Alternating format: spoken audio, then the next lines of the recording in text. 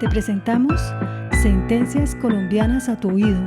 un espacio inclusivo que cambiará tu manera de enterarte sobre las sentencias que están siendo emanadas por el máximo Tribunal de Justicia Ordinaria colombiana en materia penal, pasando de un documento escrito a una escucha activa que puedes hacer mientras vayas, ya sea de camino al trabajo, haciendo deporte, paseando a tu mascota o realizando la actividad que tú prefieras.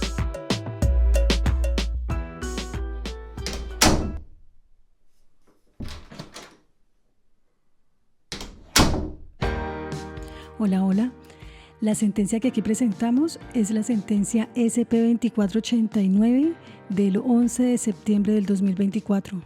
radicado 63612, magistrada ponente la doctora Miriam Ávila Roldán. En cuanto al asunto, de acuerdo con lo advertido en el auto CSJAP 3260 del 2023, aquí la Sala resuelve el recurso extraordinario de casación presentado por el defensor de Wilfrido contra la sentencia de segunda instancia que dictó el 10 de diciembre del 2020 la Sala Penal del Tribunal Superior de Bogotá. Esta decisión confirmó la proferida el 19 de diciembre del 2019 por el Juzgado Tercero Penal del Circuito Especializado de la misma ciudad, en la que condenó al nombrado y a otros a título de coautores por el delito de secuestro extorsivo. En cuanto a los hechos, los jueces de instancia declararon probado que el 12 de marzo del 2015, en horas de la noche, Karina, bajo el nombre de Alejandra, y Wilfrido se encontraron con Raúl Andrés en la carrera 15 con calle 85 de Bogotá y departieron hasta que Wilfrido refirió que iría por una amiga. En ese momento la joven Karina y la víctima Raúl Andrés se trasladaron a un bar ubicado en el municipio de La Calera. Allí ella le suministró a él escopolamina y una vez él pierde la conciencia fue trasladado en un taxi hasta el inmueble denominado Amoblados La Fuente, en donde estuvo retenido en contra de su voluntad. Con posterioridad, unos sujetos que afirmaron pertenecer al Frente 42 de las FARC exigieron a la familia de Raúl Andrés $20 millones a cambio de su liberación, con la amenaza de atentar contra su vida o la de sus allegados. Posteriormente, el 17 de marzo de esa anualidad, miembros de la Policía Nacional allanaron el inmueble, ubicado en la avenida calle 17 con 120-90 de la ciudad de Bogotá, lugar donde operaba un motel. En la habitación 67 de ese lugar, ellos encontraron a la víctima mientras era custodiada por Karina, quien fue capturada y procesada en otra actuación. De acuerdo con las actividades investigativas, se pudo establecer que en estos hechos participaron Libardo Andrés, alias Papa o Cale, Justin Wilfrido, Wilmar Marín, alias Narizón, Aristóbulo y Karina, alias La Paisita. En cuanto a los antecedentes procesales, el 4 de septiembre del 2015, previa solicitud de la Fiscalía, el Juzgado Cuarto Penal Municipal con funciones de control de garantías de Bogotá libró órdenes de captura en contra de Libardo Andrés, Andrés Felipe, Wilmar, Aristóbulo y Justin Wilfredo.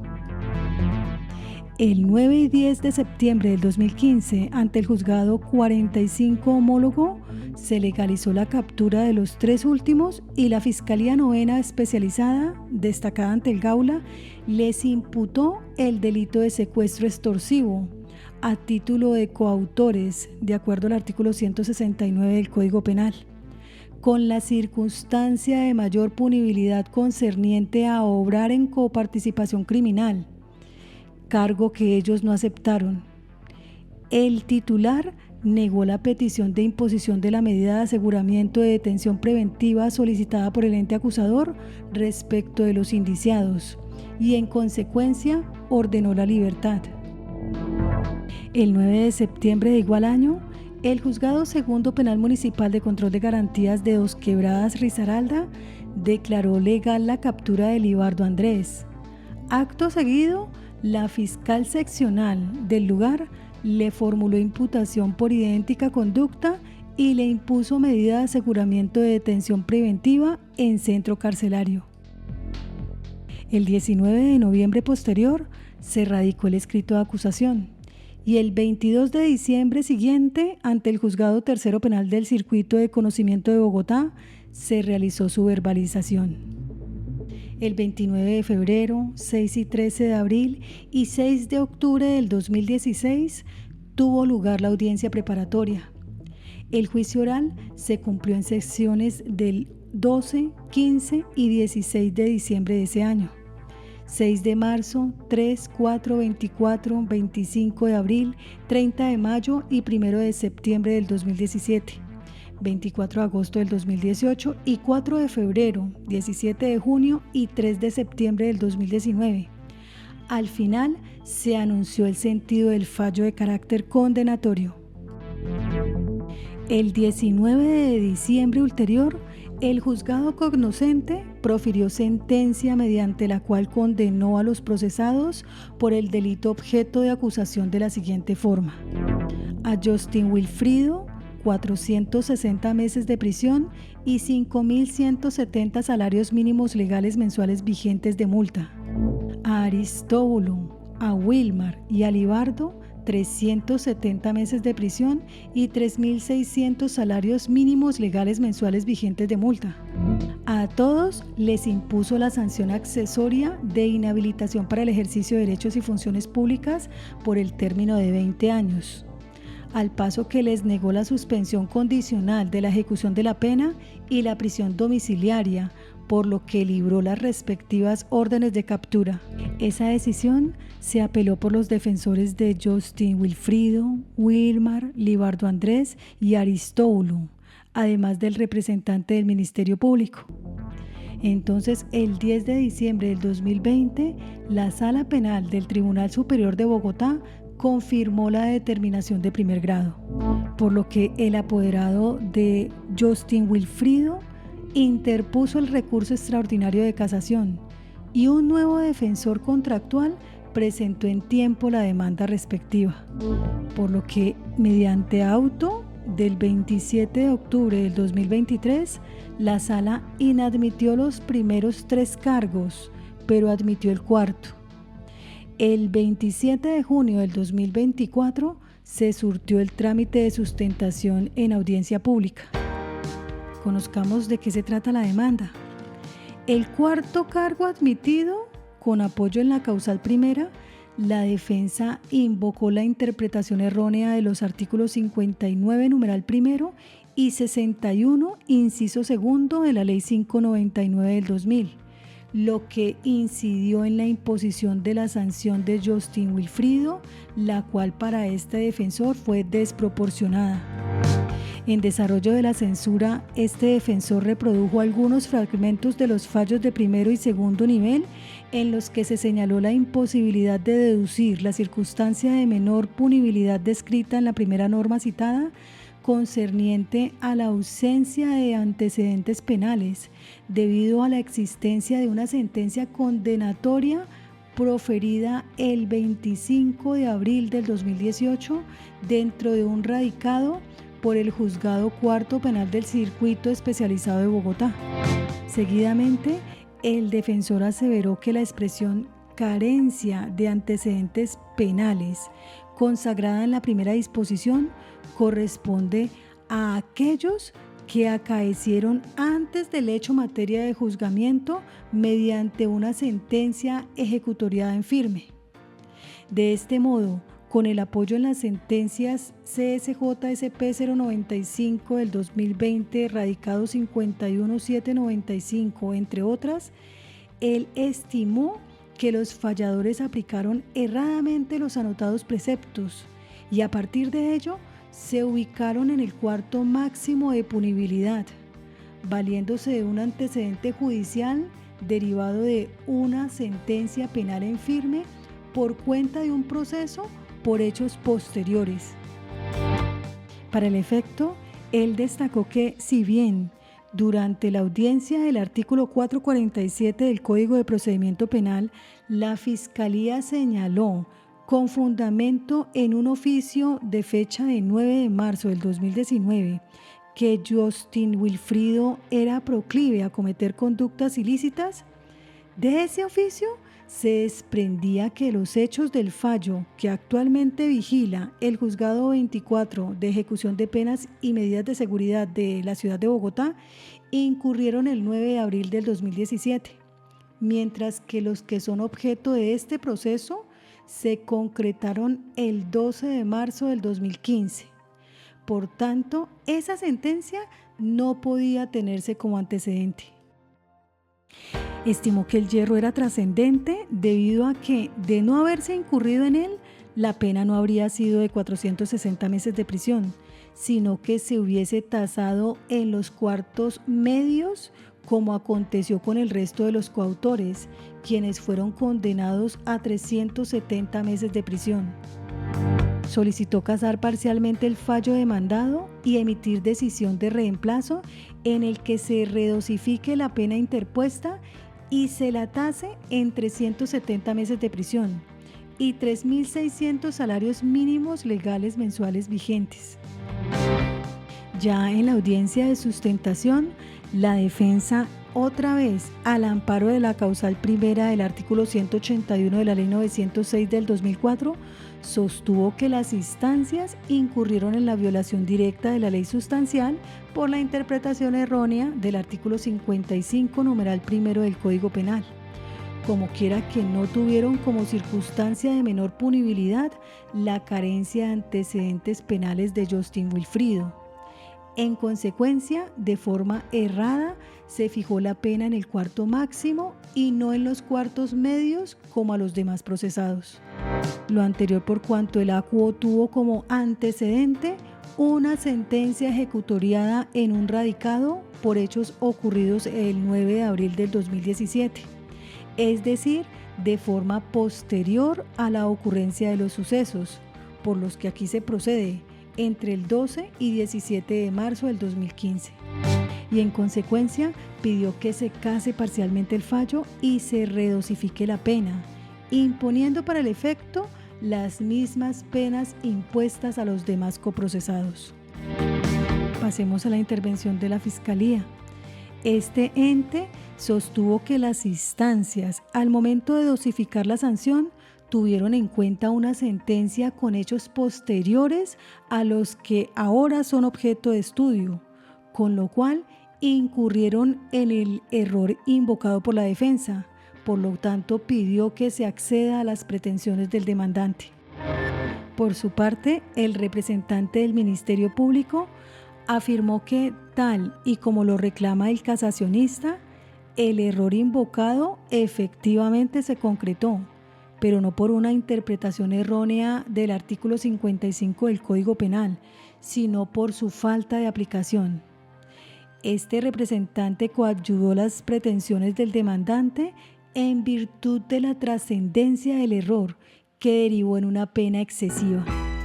Ya pasando a las consideraciones, la Corte las inicia aclarando que, como en el auto CSJP 3260 del 2023, la Sala declaró ajustada a los parámetros del artículo 184 de la Ley 906 del 2004 el cargo cuarto formulado de manera subsidiaria, la Corte, en este caso, se centrará exclusivamente en el problema jurídico allí propuesto,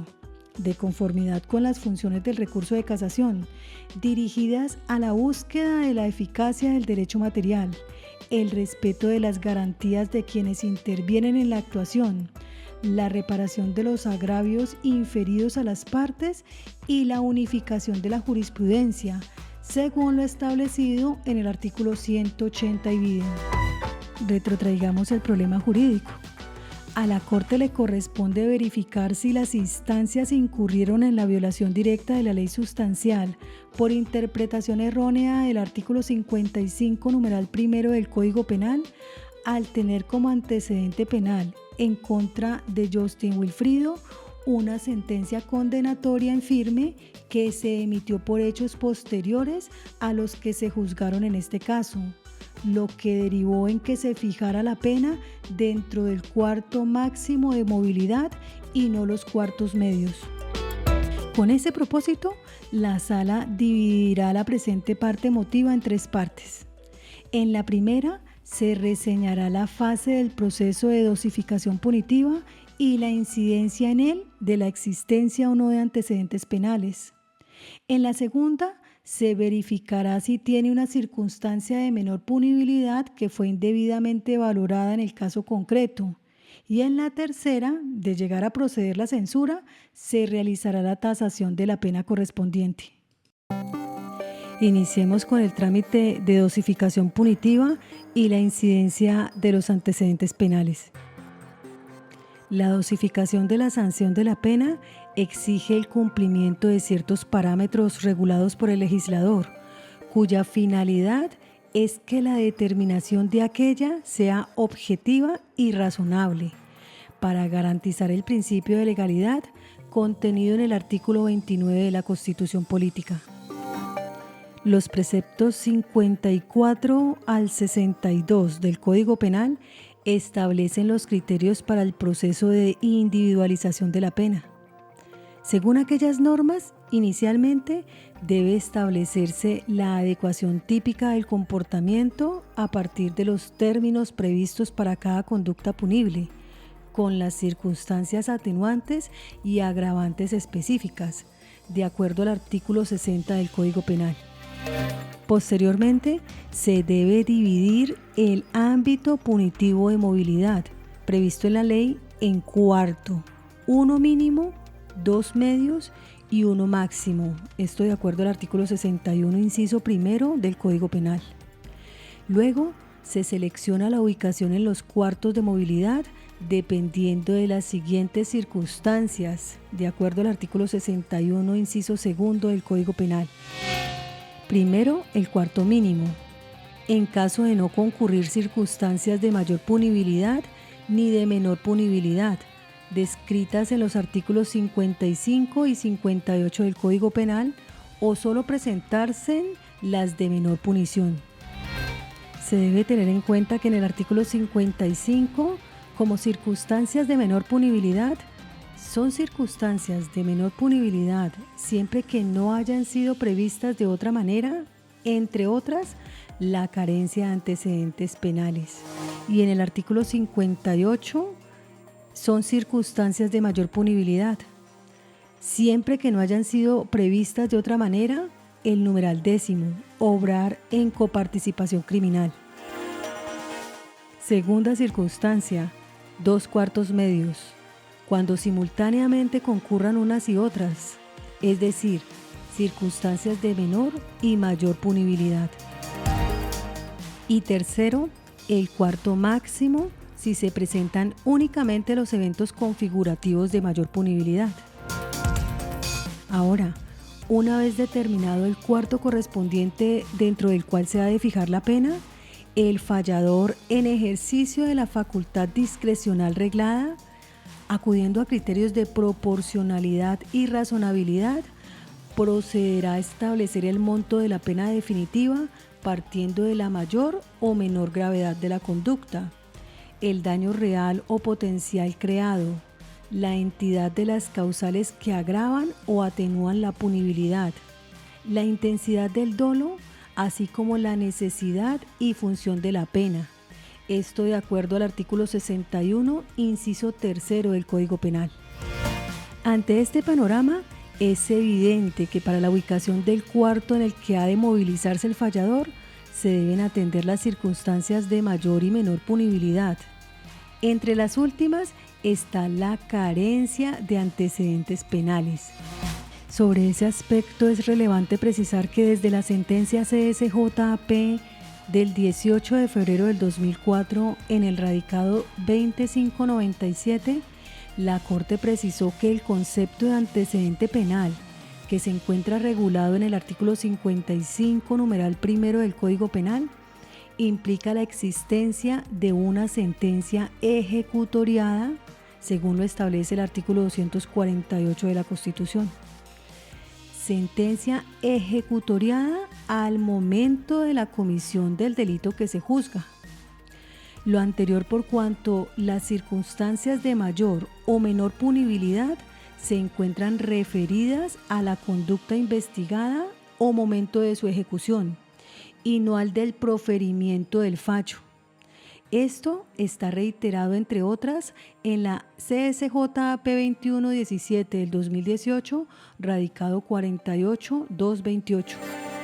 Y conforme a esa línea, la Sala, en Providencia CSJSP 095 del 2020, radicado 51795, reiteró: el antecedente penal, en cuanto sentencia ejecutoriada al cual se alude la norma, debe haberse proferido con anterioridad a los hechos que signan el proceso en el cual se realiza la dosificación punitiva, sin que el elemento cronológico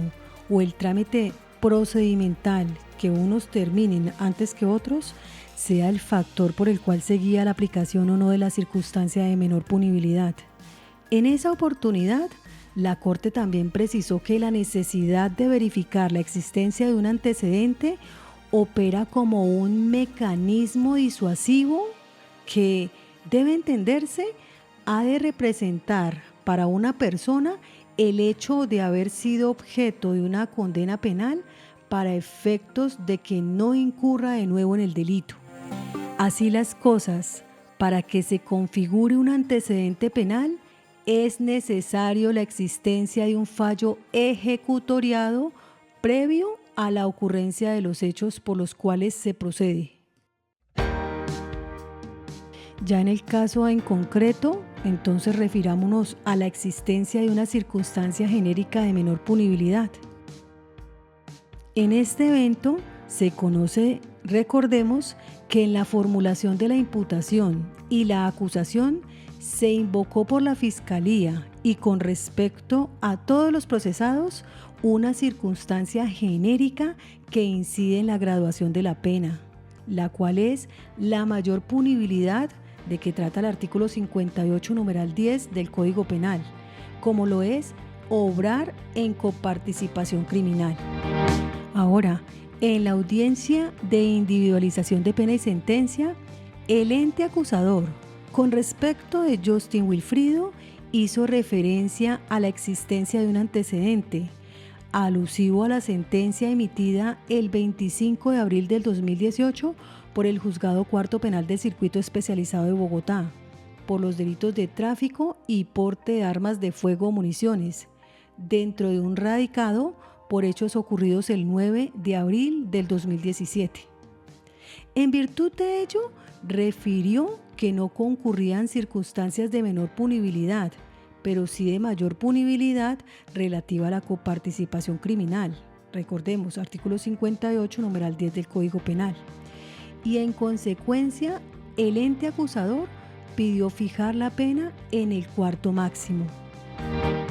Ya al momento de dosificar la pena, el juzgador determinó los límites mínimo y máximo para el delito de secuestro extorsivo, según lo previsto en el inciso primero del artículo 169 del Código Penal. Después, ese juzgador dividió el ámbito punitivo de movilidad y estableció los cuartos, cuyos límites demarcó así. Primero, cuarto mínimo de 320 a 366 meses de prisión y de 2.666.66 a 3.499.995 salarios de multa. Segundo, cuartos medios de 366 y un día a 458 meses y de 3.499.995 a 5.166.665 salarios de multa.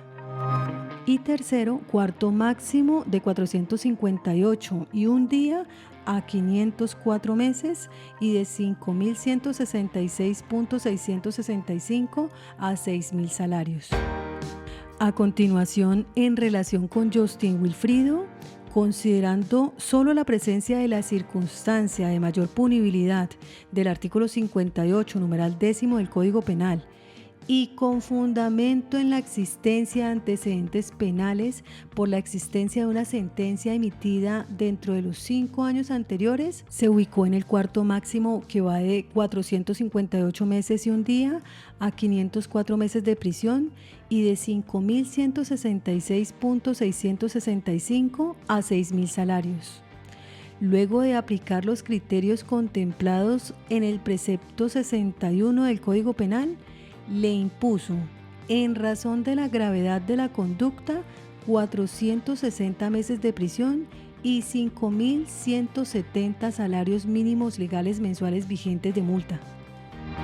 Sin embargo, en cuanto a los restantes coprocesados, al incurrir circunstancias de menor punibilidad, como lo es la ausencia de antecedentes, y de mayor punibilidad, como lo es la coparticipación criminal, se ubicó en los cuartos medios e impuso 370 meses y 3.600 salarios mínimos mensuales legales vigentes de multa por la gravedad de la conducta.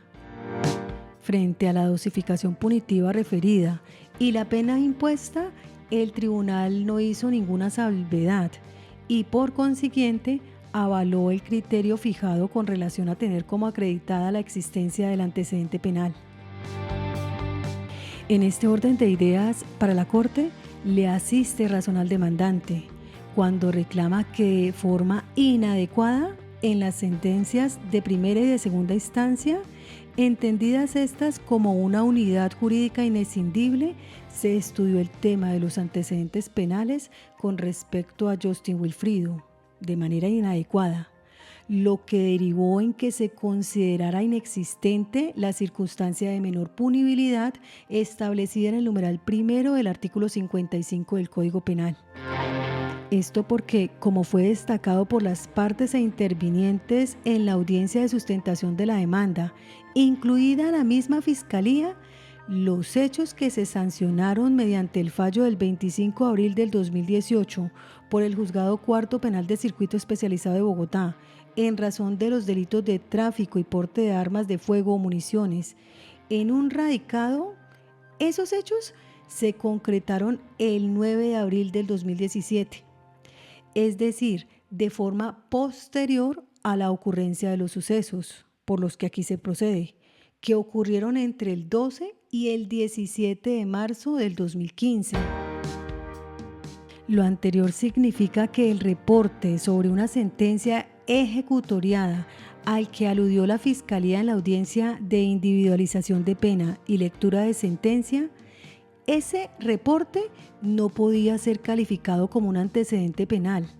ya que ese fallo no se emitió de forma previa a la ocurrencia de los hechos por los cuales aquí se procede. En ese orden, lo correcto era haber reconocido la circunstancia de menor punibilidad prevista en el artículo 55, numeral primero del Código Penal, porque en realidad, en contra del demandante, no existía ningún antecedente penal. Y en consecuencia, para el caso concreto del recurrente, las sanciones principales debieron individualizarse dentro de los cuartos medios, como ocurrió con los demás coprocesados, y no en el cuarto máximo. Evidenciado ese yerro, la Sala entonces procederá a su corrección para el logro de las finalidades plasmadas en el artículo 180 de la Ley 906 del 2004. Se procede entonces a la redosificación punitiva.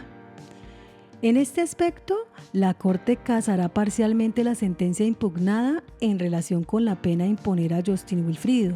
con fundamento en el reconocimiento de la circunstancia de menor punibilidad dispuesta en el numeral 1 del artículo 55 del Código Penal, así como la de mayor punibilidad del numeral 10 del precepto 58 ibidem, última que le fue atribuida desde la audiencia de formulación de imputación. Así, como quiera que concurran circunstancias de menor y mayor punibilidad, la pena para el delito de secuestro extorsivo de que trata el artículo 169 del Código Penal,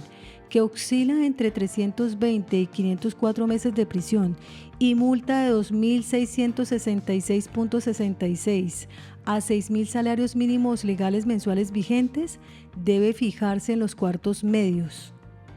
En concreto, en el primer cuarto medio, mismo que eligió el juez singular para los demás procesados,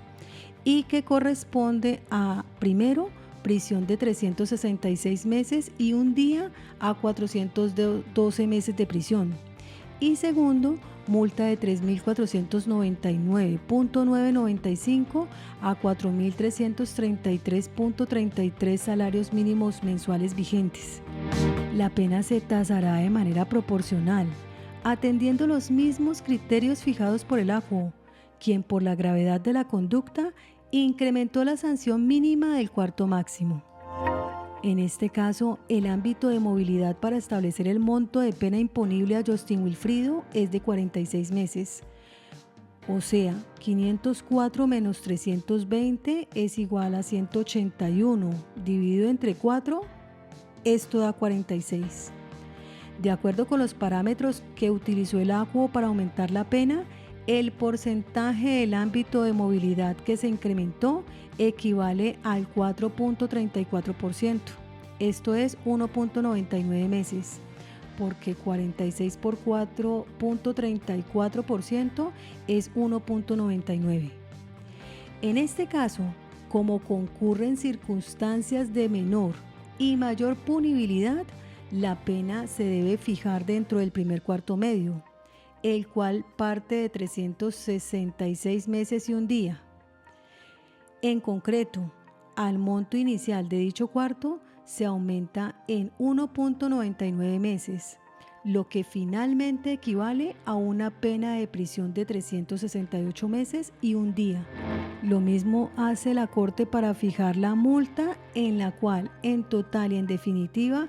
da como resultado 3.503.325 salarios mínimos legales mensuales vigentes. En ese sentido, la pena finalmente a imponer a Justin Wilfrido es de 368 meses y un día de prisión y multa de 3.503.325 salarios mínimos legales mensuales vigentes, manteniendo las demás decisiones contenidas en el fallo de segundo grado de manera incólume. Y en mérito de lo expuesto, la Sala de Casación Penal de la Corte Suprema de Justicia resuelve casar parcialmente la sentencia proferida el 10 de diciembre del 2020 por la Sala Penal del Tribunal Superior de Bogotá. Y como consecuencia, fijar para el procesado Justin Wilfrido 368 meses y un día de prisión y multa de 3.503.325 salarios mínimos mensuales legales vigentes por la comisión del delito de secuestro extorsivo. Recordando que contra esta decisión no proceden recursos. Y así hemos llegado al final de este capítulo, nuevamente agradeciéndoles por su tiempo e interés en este podcast. Invitamos a suscribirse a esta comunidad a quienes aún no lo han hecho y los esperamos en nuestro próximo episodio.